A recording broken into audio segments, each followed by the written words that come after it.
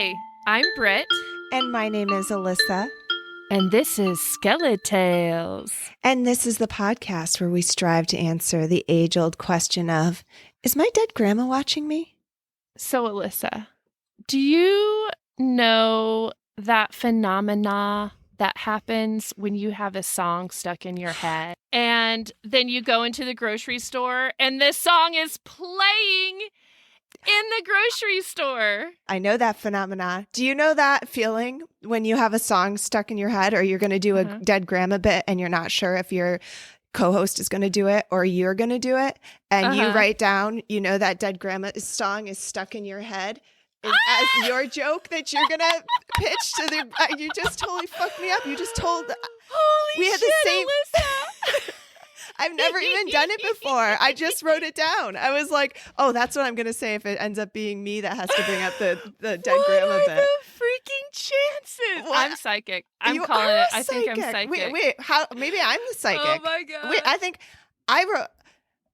It's me. I'm the psychic. That's true. I probably wrote it first a day or two ago in my head. I wrote it in my head. Yeah. And then today, it's today when you were like, yeah, I thought about it in my today. head. And then I just wrote it down before we started. I just That's wrote cool. it. Maybe you are the psychic. I didn't. Maybe we're just connected. We are through the waves. It's loops. happening. It's Da-da-da-da. wait, the juju. I wasn't going to say about the grocery store. I was just I didn't know where I was going, but she was going to be singing, "I'm too sexy for my shirt, too sexy for my shirt, so sexy it hurts." That's grandma. Of course she is. Of course, that's the song she's singing. So Grandma, agreed. she loves It's absolutely grandma. That was like a double fact-checked scientific experiment that we just did. There it is. Do we need any more proof? Clearly, just this occurrence right now is grandma. Yeah. Connecting Shut her down. us. Podcast Amazing. solved. Amazing. We've answered it. Well, what else do we talk about, Britt? We talk about psychic phenomena. Right there. Literally living it. We're it. living psychic phenomenon. Doing it. Here we are. We also talk about ghosts. We talk about not ghosts, strange twin doppelganger occurrences. things. Yeah, twins. Oh, were you separated at birth from your twin and met them at a wedding? I want to hear that story. That's very specific. But something along those lines. Little kids who remember their past life. Bring those stories, all of them. Yeah. I just saw something in the headlines about a wedding in China where the mother of the groom realized after seeing a birthmark on the bride's hand that the bride was her long lost daughter. No. Who was about to marry her brother. Right? At the wedding, they brought it up and like it's at that point when the priest is like, if there's anybody who believes that this marriage should not, don't do it. There was a good twist in that the son was adopted. So they could. It could carry Or did they make that up so they're like, they had to make this love lives on? Yeah. I mean, there are those kinds of stories too where someone doesn't realize that they've married their like sibling or something. What do you think about it when couples look like siblings? They look like each other. Have you seen that? It happens a lot. It does. It happens a lot. Well, and it's not so much the case for Mike and I now, but there were times where like we would be wearing the same kind of clothes. And I think it just happens when you're married to somebody for a while. And like there was a point where I was like, we're like dressed the same right now. But you don't also, look maybe alike. I shouldn't dress like a boy anymore. No, but Mike's got dark hair and blue eyes. You have light hair and brown eyes. I you just have brown meant eyes, like, right? Yes. Okay. But no, like when they like, I know some people genuinely who look the like same. siblings. They look like very much alike. That kind of like weirds me out. Like they're in love with themselves. I think you must really like the way you look. Yeah. Okay. I don't need to hear those stories about people who are just like, my neighbors look like each other. That's not as interesting. But some doppelgangers, long lost siblings, reunited, family mysteries, paranormal activity. We're going to UFOs. There's a big UFO release coming soon from the Pentagon. What? Okay, we'll talk about that. Bigfoot. I'm into Bigfoot these days. Cryptids. Yeah. Yeah. I want to hear it. All of it. So we talk about all that kind of stuff. Today I'm talking about a cryptid today. Oh, Britt's bringing the cryptid. I brought some deathbed vision stories today to the table. They're not funny. We'll see what we can do about this. I don't know. I'm fascinated by these. Yes. I really am too. So that's what I'm bringing today. So my first story, are we ready to dive in? Do we have anything else to discuss? Any updates? Nothing? Okay. No, I think we're good. That's it. Okay. I'm ready. Let's do it. Diving right in. Anticipation. Mother's deathbed vision. I found this on the internet, did not paste a source, so I apologize. That's it. It's somebody. The source, the internet. The source is the internet. So my mother had been in and out of hospitals over the last year, near death at each admission. She was coherent and not delusional. She had congestive heart failure and lung and kidney cancer spread throughout her body. One morning in the hospital room, about 2 a.m., when all was quiet, my mother stared out the door of her room and into the hall that led to the nurse's station and the other patients' rooms. "Mama, what do you see?" I asked. "Don't you see them?" she said. "They walk the hall day and night. They are dead." She said this with quiet calmness. The revelation of this statement might send fear into some, but my mother and I had seen spiritual visions many years prior, so this statement was not a shock for me to hear or for her to see. This time, however, I did not see them. Her surgeon said there was no point in treatment as cancer had spread throughout her body. He said she might have 6 months to live at the most, maybe 3 months. I brought her home to die. The night of her passing, she was restless and anxious. A few minutes before 8 p.m., she said, "I have to go. They're here. They're waiting for me." Her face glowed and the color returned to her pale face as she attempted to raise herself and stand up. Her last words were, "I have to go. It is beautiful." And she then passed at 8 p.m. I know. Goosebumps. Several months later, my alarm clock, which was broken and had no batteries in it, went off at 8 p.m. I could feel the presence of my mother and her amusement at achieving such a task and bringing it to my attention. A year and 2 months to the day of my mother's transformation, she appeared standing in my kitchen as whole, healthy, and young. I was surprised, knowing she was dead, but so happy to see her. We embraced in a hug, and I said, "I love you," and then she was gone. She had come back to say a final goodbye and let me know that she was happy and okay. I know my mother is finally home and at peace. By Moon Sister is the one. Oh, that's beautiful. Wasn't that so? I love that was her last, it's so beautiful. It is beautiful. That's genuinely, if you've lost a loved one, that is genuinely a dream. If you can just give them one last hug. Yes. What a gift. And come back. I mean, it's beautiful.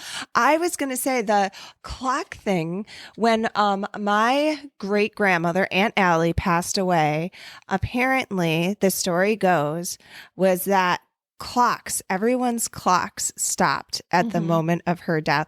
My parents' clock back out in Rochester, New York, my aunt's in New York City, the clock in the house, they all stopped at the same time.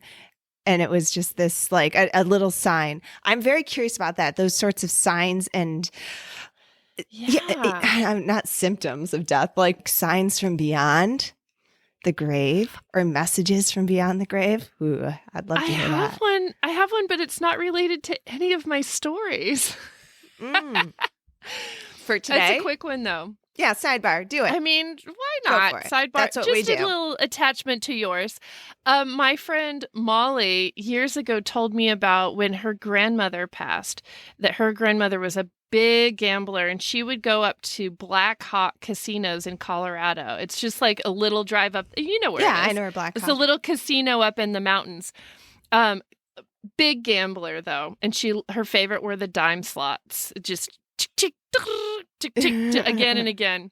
After she passed away, they would find dimes all over the house. And like the house would be completely clean and there'd be a dime in the middle of the floor. And I think like to that day, like that she told me the story, she was like, we're still finding dimes. Like that was her sort of like omen of like, I'm here. Yeah, just dropping dimes. Oh my gosh. I love that sort of thing.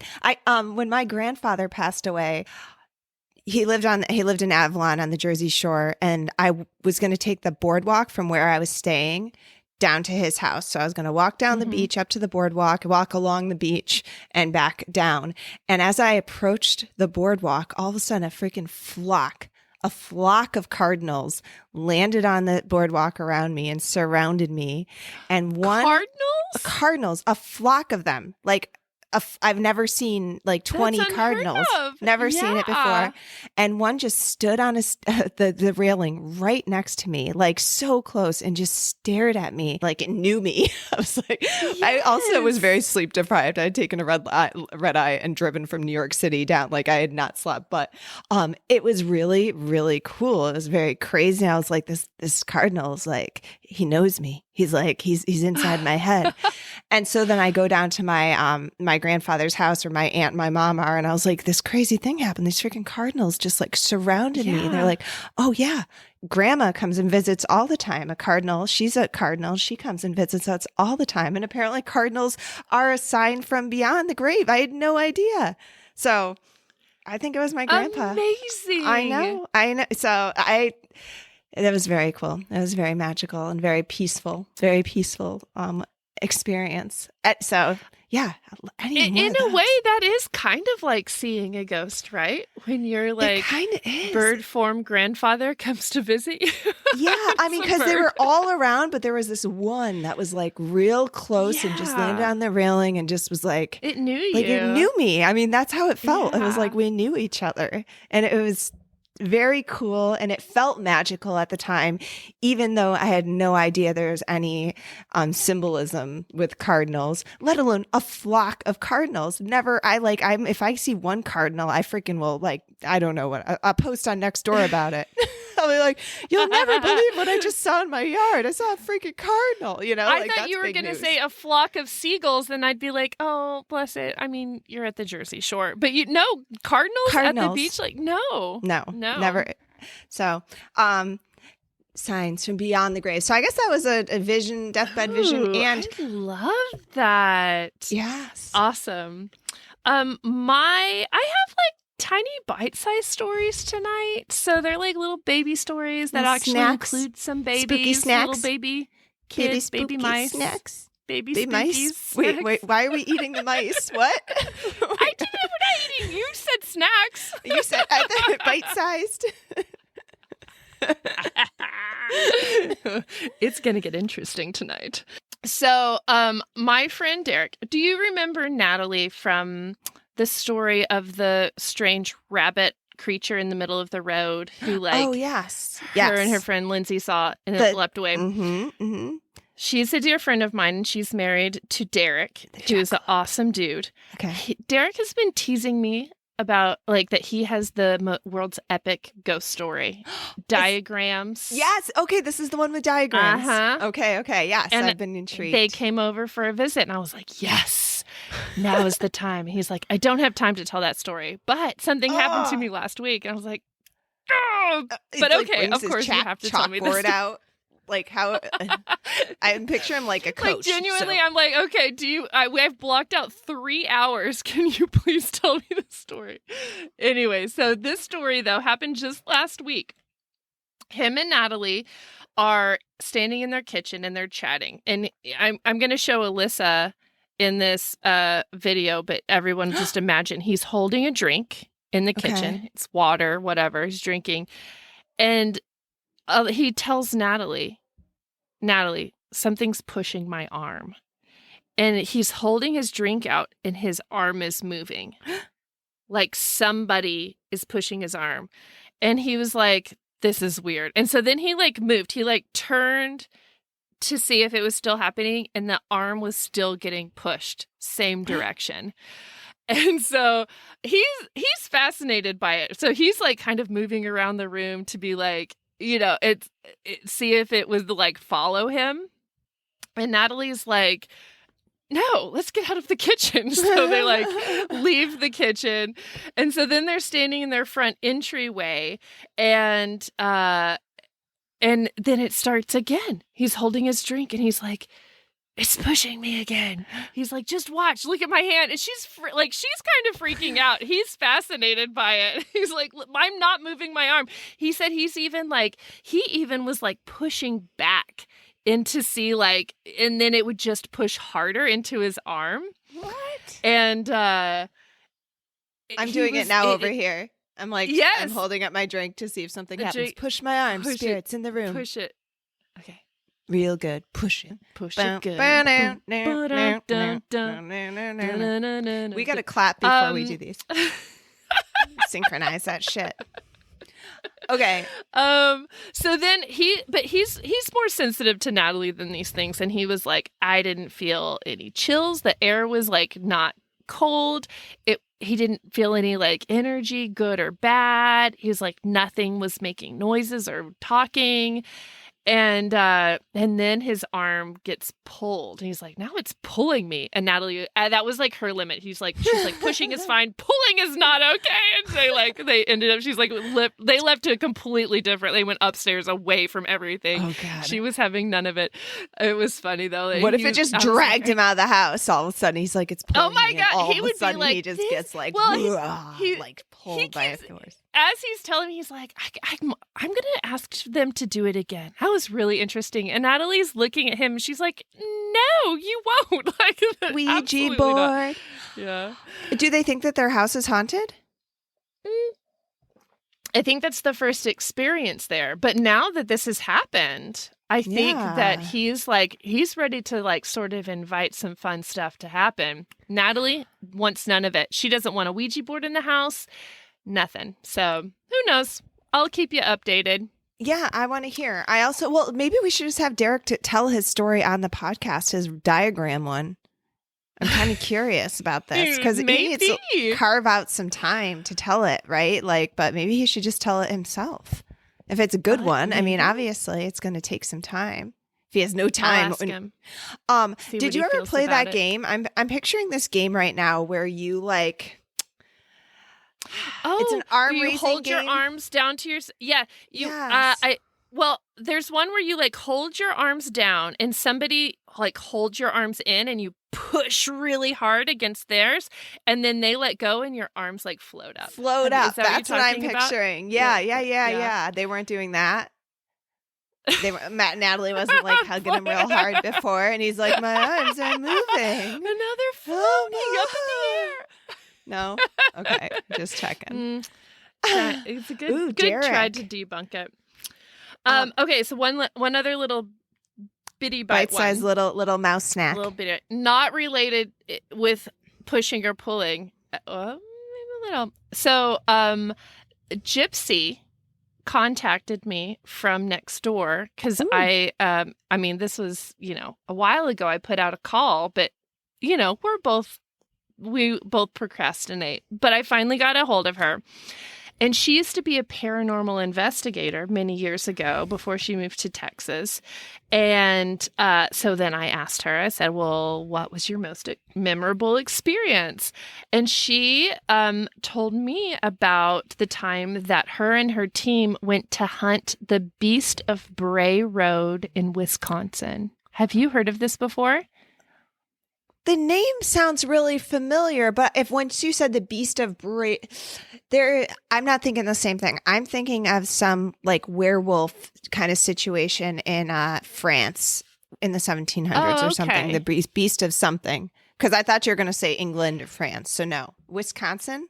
This is Wisconsin. Of Bray Road. Yeah. Okay. So this is when she wrote this out. So I'm just going to read it.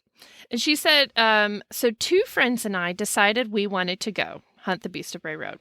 So we left for a 3-day weekend. We lived in Indiana and drove a few hours up to Wisconsin. We grabbed a hotel and headed out to drive around Bray Road during the day to get familiar with the landscape.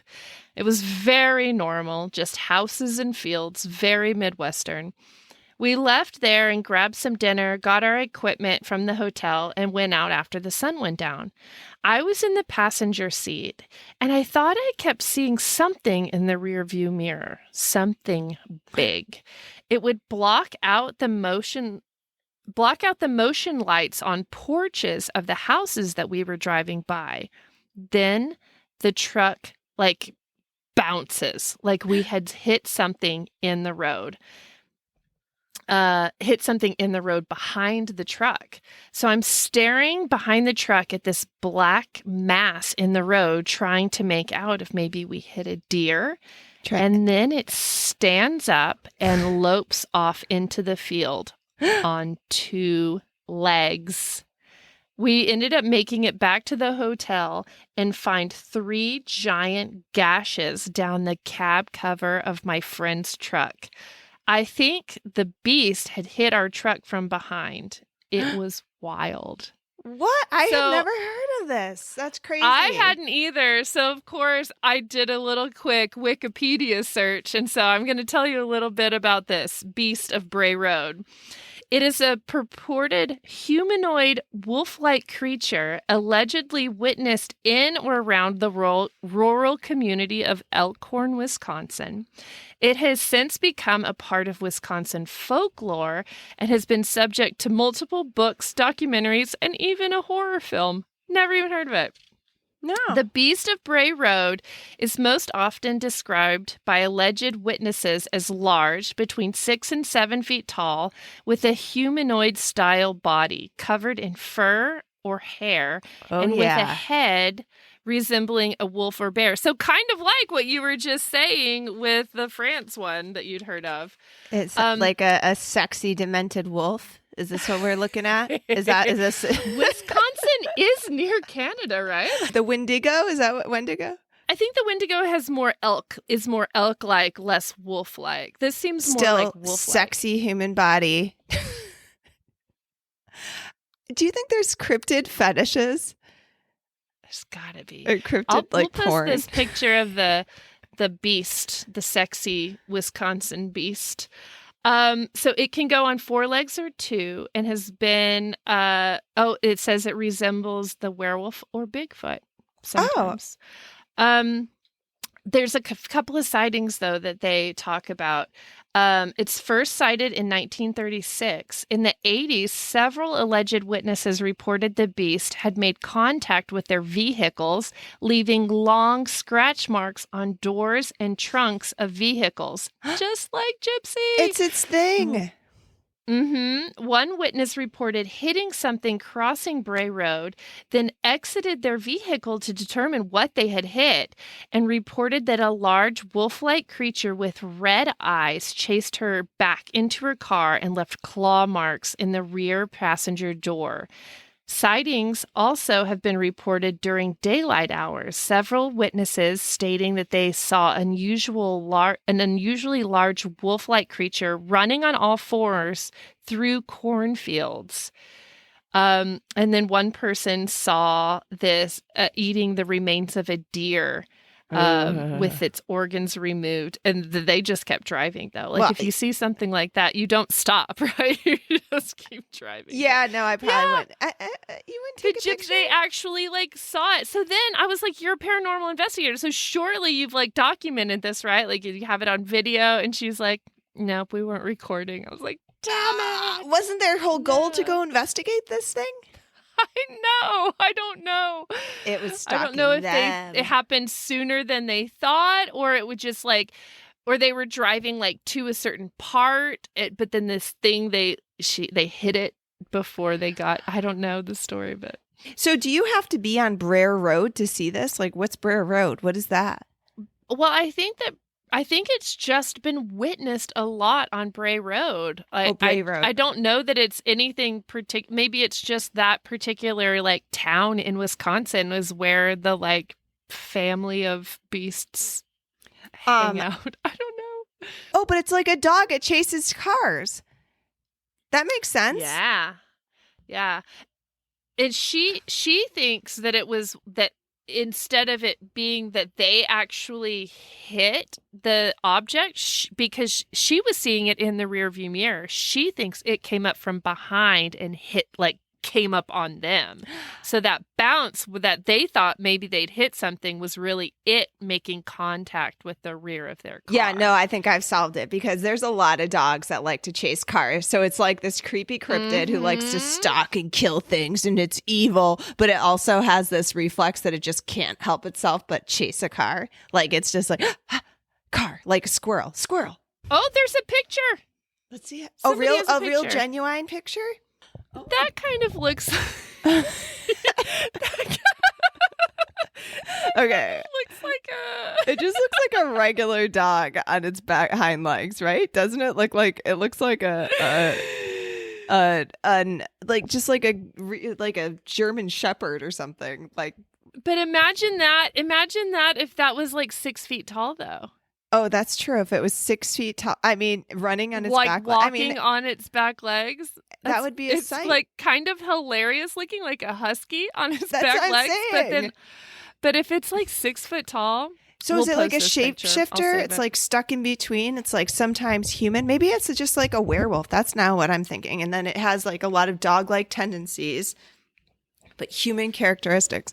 I think the Beast of the France one ended up being like just a huge ass wolf, like a genuine wolf, but it was huge and just like killed a bunch of children. So this one sounds. It was kind of like the people that were like, "It's Bigfoot. He's haunting this area," but it turns out it was just a mangy bear, and it had lost all of its fur. But this has been going on since 1936. People have been spotting this. Yes, set multiple jacking up their cars.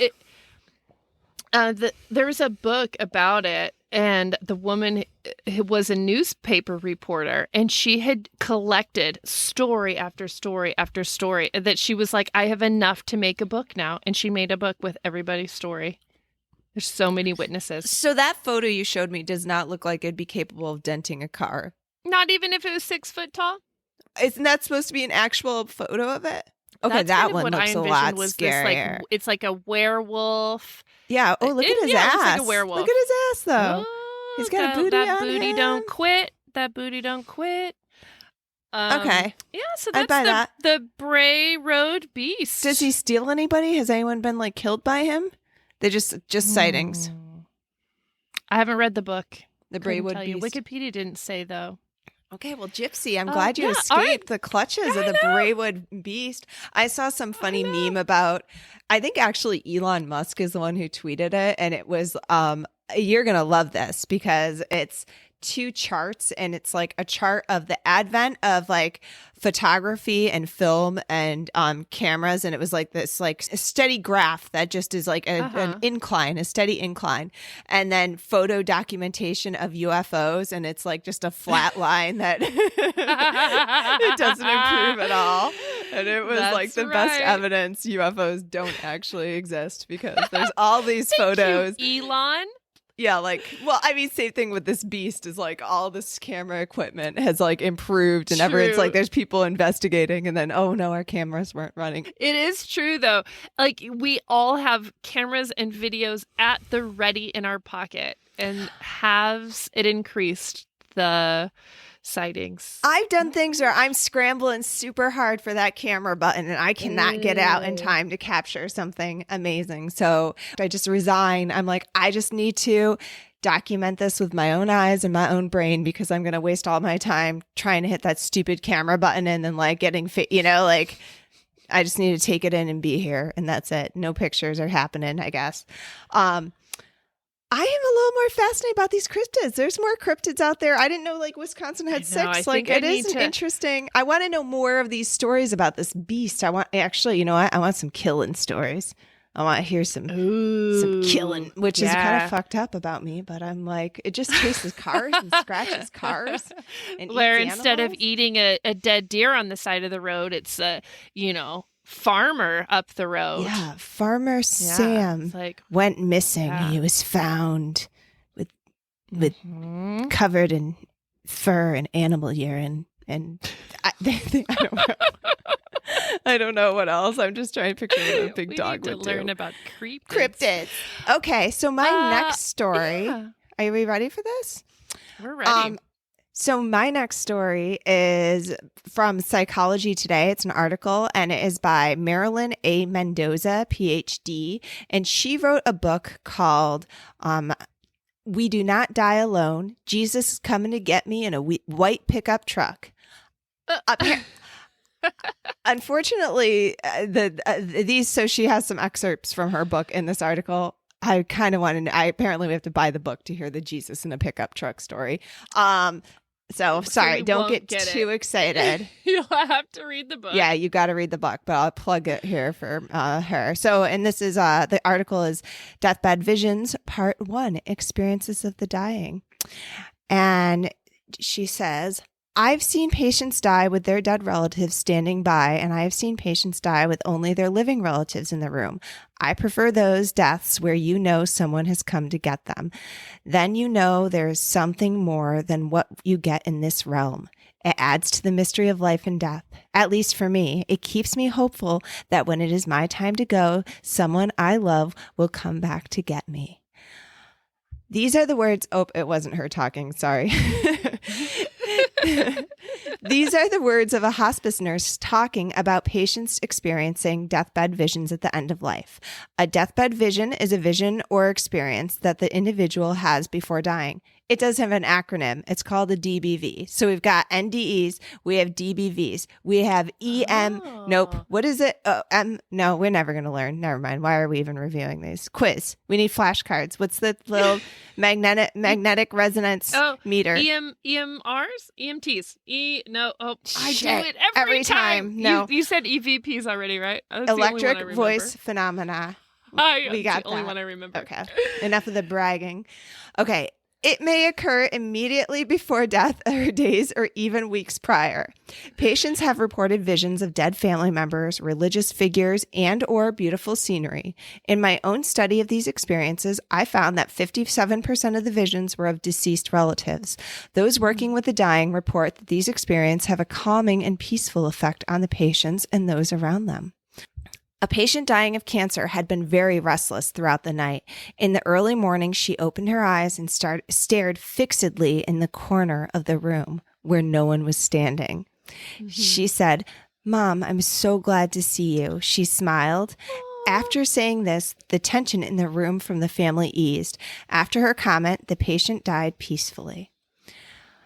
Oh, I love that. They're coming to take them on to the next realm. I know, and she's scared, and it brings peace. And from the corner, that was probably the primary reason I grabbed this article. How did I not get shocked by that immediately? Again. The corner. A 52-year-old woman was dying of a failed transplant. She was terrified of dying and often spoke about how she was never going to give in to death. 2 days before her death, she kept looking over my shoulder and laughing and smiling at someone standing behind me. There was no one there. I asked the patient who she was talking to, and she told me her dead father. Then she said, "Okay, all right, it's okay. I'm not afraid." She then died very peacefully, smiling. It was such a relief to see this poor woman finally at peace. Oh, these are the stories, Alissa. I know. Aren't these nice? You found them. I know. Yes. And even that first paragraph, she's like, it makes me think that there's more to this realm, which is kind of what what I've said from. I want to know. That is exact. I like the word realm. She used the same word. That's all. We have the same wonderings. Mothers tend to be the most frequently appearing figures in deathbed visions. Many times it is the mother who comes to retrieve her child, no matter how old that child may be. Perhaps it is true when they say that a mother's work is never done. Nurses have reported to me that when the dying start to call for their mothers, that death is not far behind.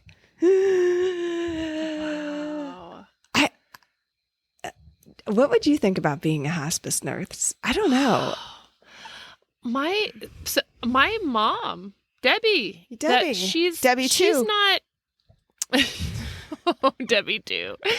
It's not technically hospice care, but in some of her cases, it is. She's with these like 98-year-old people who they're typically living in their children's home or in care, and she has. Now, I want to say that there's like 3 or 4 different like patients that she's had where she's been around them like as they're passing. And she says that she hasn't had anything yet, anything like that happen. But yeah, I think it's a matter of time, Debbie. Bring it.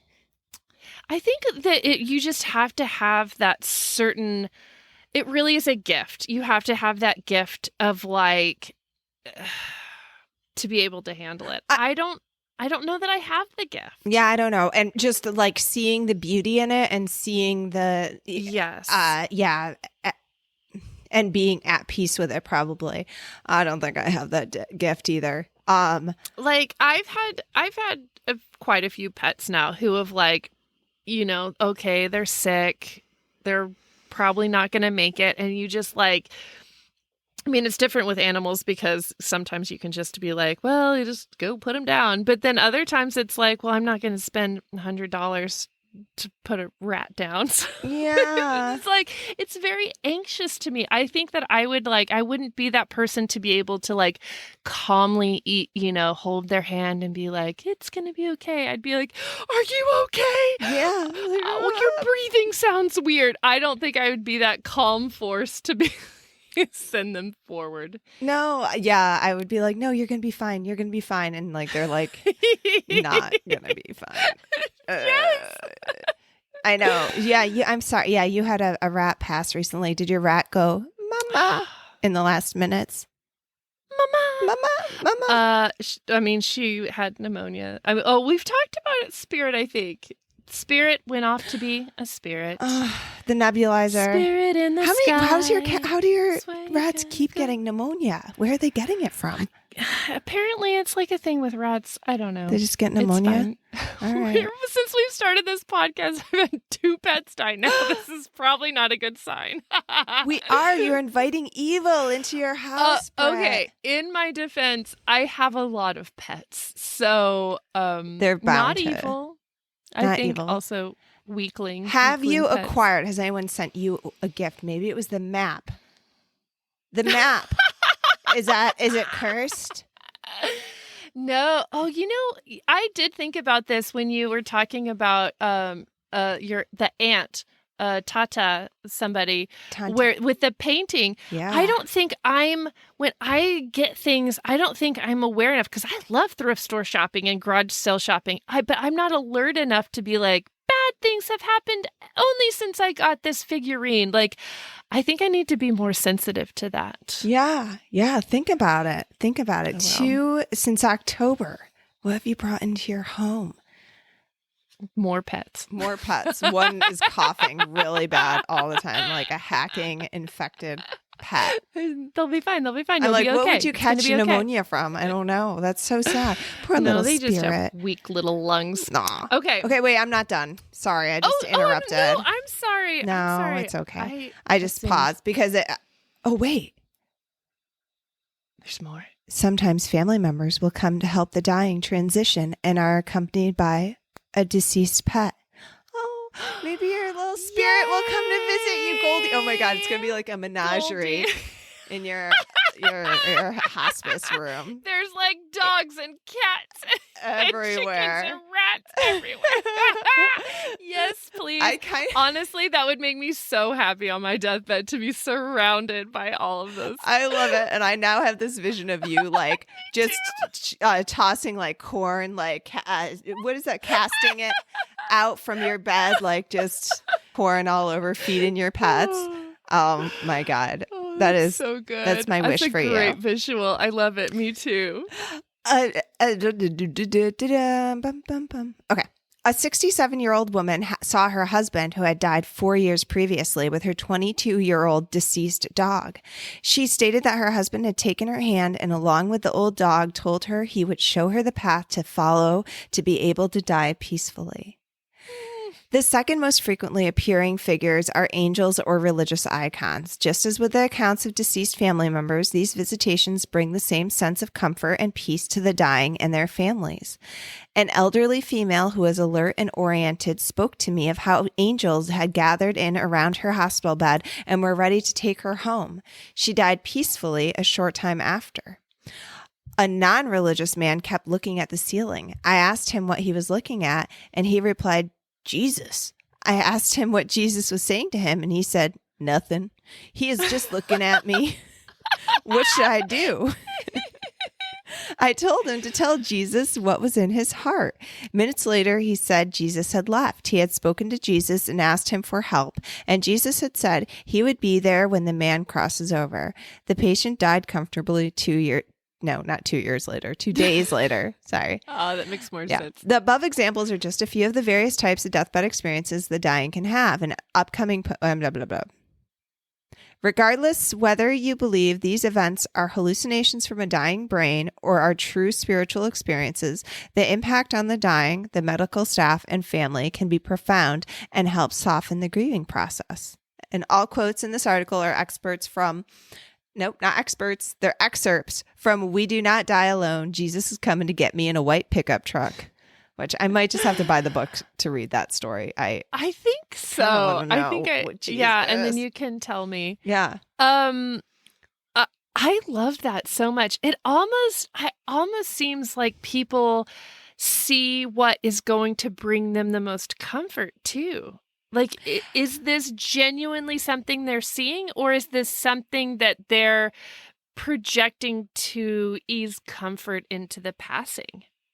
I do think that possibly there is something with the brain. I mean, I've seen something recently that your brain does sort of have some zombie action after you die. Like there's still like cell activity, or I can see the picture from the headline. I didn't read the article thoroughly. I'm a big headline reader, and then mean to go back to that. I think I'm like, oh, I should post this on SkeleTales, and then I don't, and I never go back to read it. But it's something like there's still like cellular activity that happens, like zombie. I think they call them zombie cells. So part of me, the cynic part of me, is like, this is part of the brain's natural process to dying, and it's okay, but it's something that it's a pre-programmed, not as self-destruct, but like it's programmed into us to eat, to calm the feelers and anti-anxiety. Yeah. You know, it's programmed in.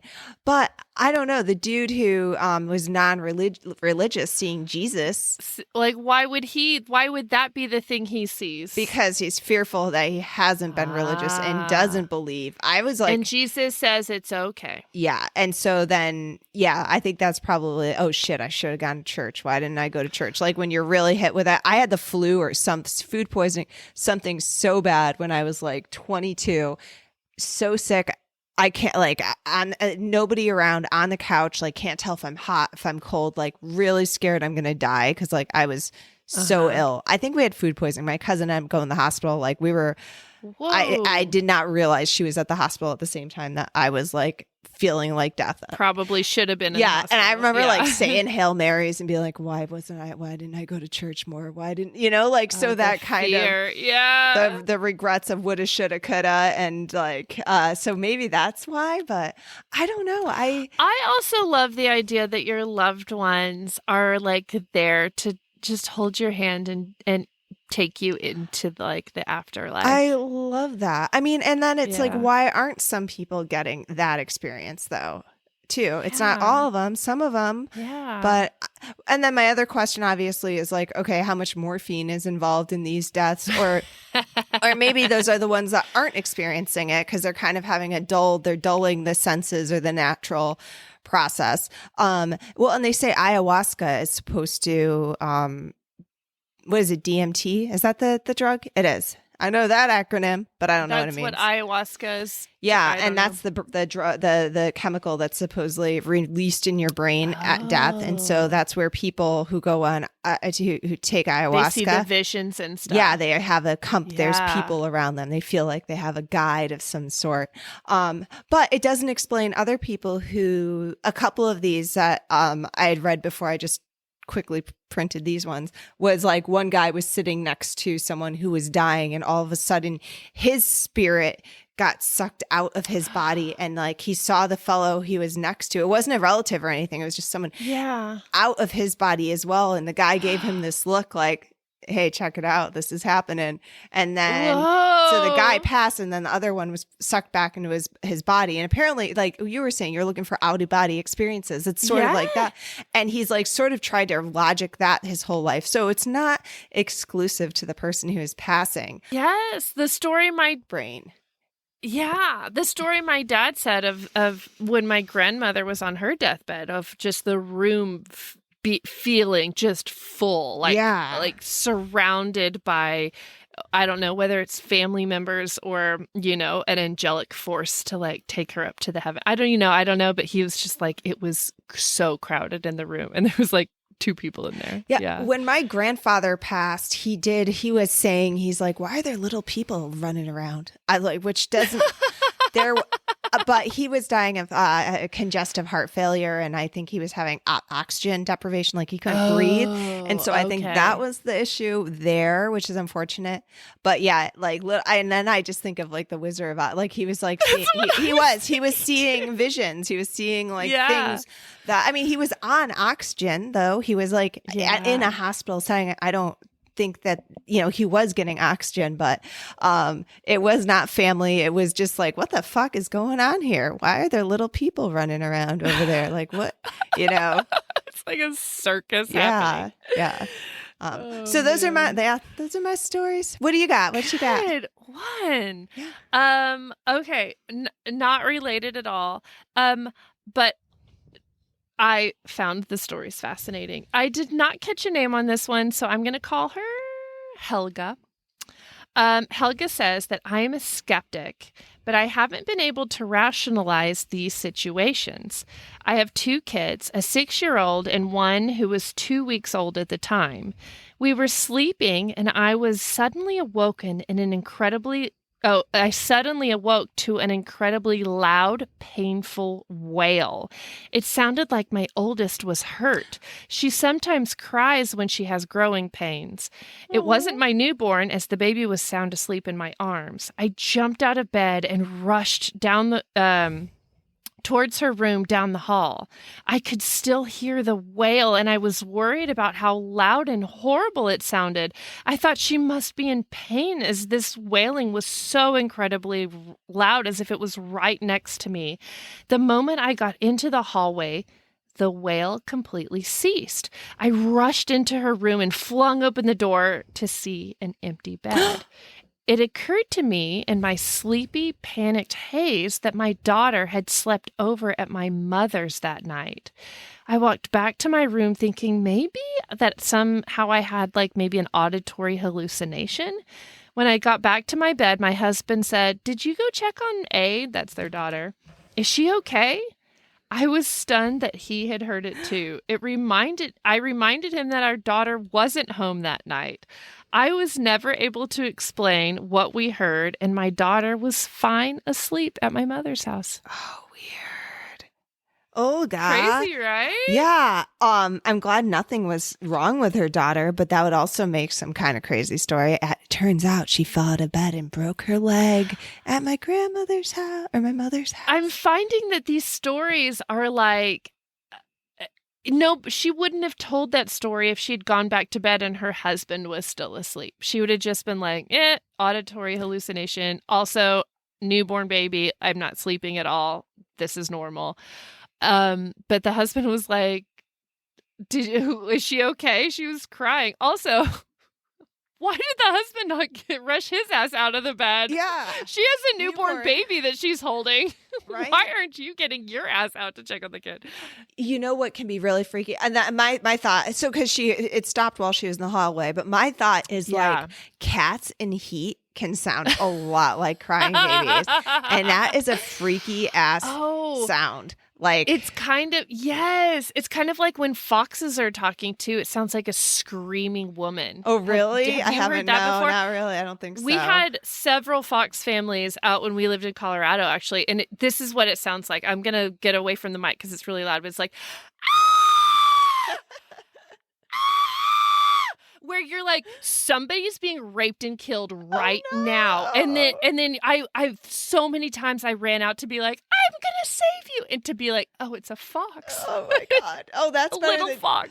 I'm like, yes, the fox is better than a woman getting tortured, but yeah. Well, I was gonna say the times that I've heard, because it was like alley cats that I've heard mating that sound like baby. Like when I lived in Worcester, the armpit of New England, in this triple decker, which was like built in 1800s, very old house, middle of the night, and then hearing out from below my window the sound of a crying baby. No part of me wanted to run out and see if there was a baby. A young child or an infant? A baby, like a crying. Wait, what's the difference between a young child and an well, infant? Okay, so a 3-year-old crying is like, and a baby is like, that. More like that. like a crying baby. Zero part of me wanted to go out and save a baby. But it's like, why is there a baby? Like all parts of me were just like creepy, like make it stop. It was definitely, it's like that. It's like a crying sound. You are a better person than I. Like could have been a baby in my alleyway. I don't know. I just was like creeped out, and then like it's probably cats, but oh my God, it sounds like a fucking crying baby. That is really wackadoo. I have to say I've not heard the mating cat sound here. Really? We'll have to put that into our audio episode so you can hear the sound of it's like a cat in heat, maybe. From what the story says, because obviously I did not get any follow-ups, but it is just like, a wailing like they were horribly in pain. That's terrible. And no solution. No. No. Well, I'm glad it wasn't her child. So I've got one more. I actually did catch a name on this one because I forget sometimes. Corey writes this. She says, I was 11. My mother had ironed my school clothes and was hanging them in my walk-in closet when we both clearly heard a boy's voice say, "Get out of my closet." No.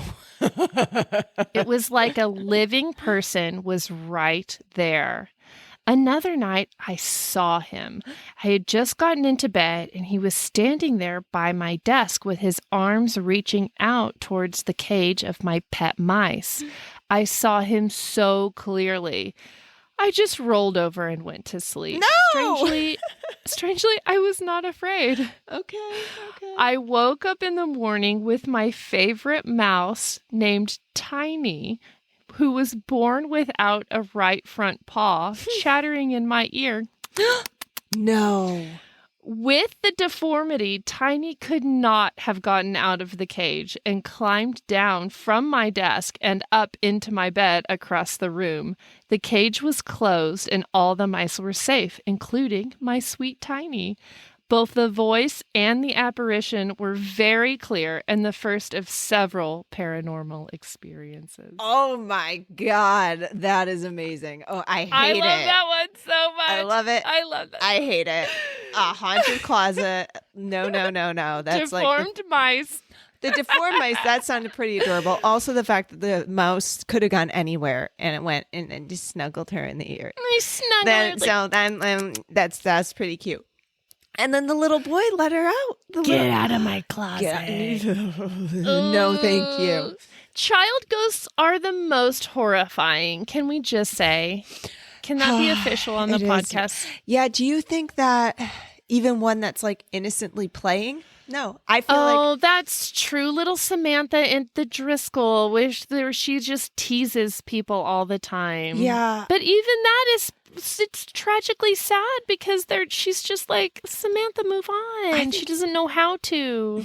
I think any angry ghost is awful and scary. Like an angry child ghost.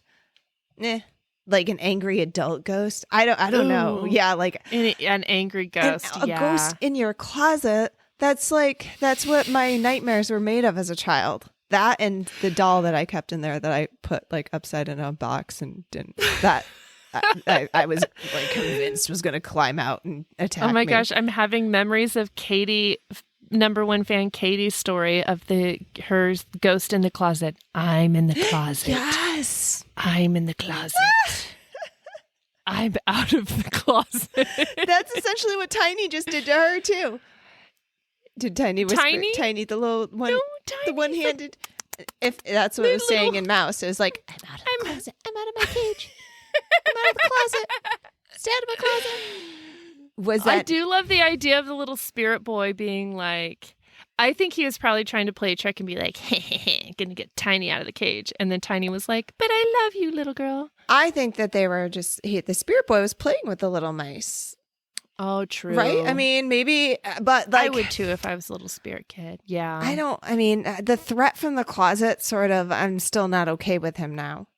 And then seeing him at my, like, that really, it was a bad first impression. And I don't think I could get over that. I don't know. I don't think, good God, opening my closet and then seeing a little boy stand there. Closets are scary. They're dark and they're confined and they're scary places. So to have somebody talk to you from one, no, thanks. No. And then that's the expectation. Every time you open the closet, there could be a little ghost boy standing there saying, get out of my closet. Like, get out of my closet. No, I'm not into that. But yeah, I have real mixed feelings about this one.